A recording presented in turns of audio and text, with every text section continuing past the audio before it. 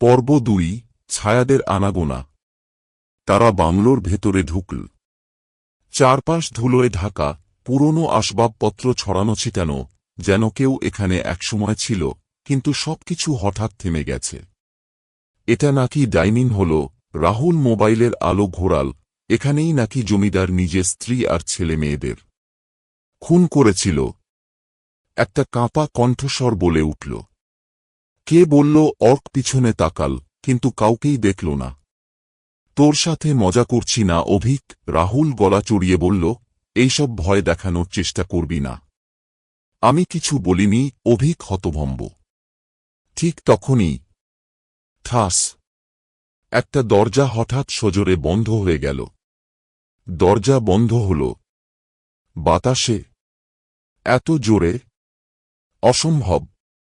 আমরা এখান থেকে বেরোই, অর্ক বলল, কিন্তু দরজার দিকে এগিয়ে গিয়ে দেখে সেটাও বন্ধ, যেন কেউ বাইরে থেকে আটকে দিয়েছে। তোমরা চলে যেতে পারবে না। একটা চাপা, বিষণ্ণ কণ্ঠস্বর ঘরের কোণ থেকে এলো। কে ওখানে? রাহুল আলো ফেলল।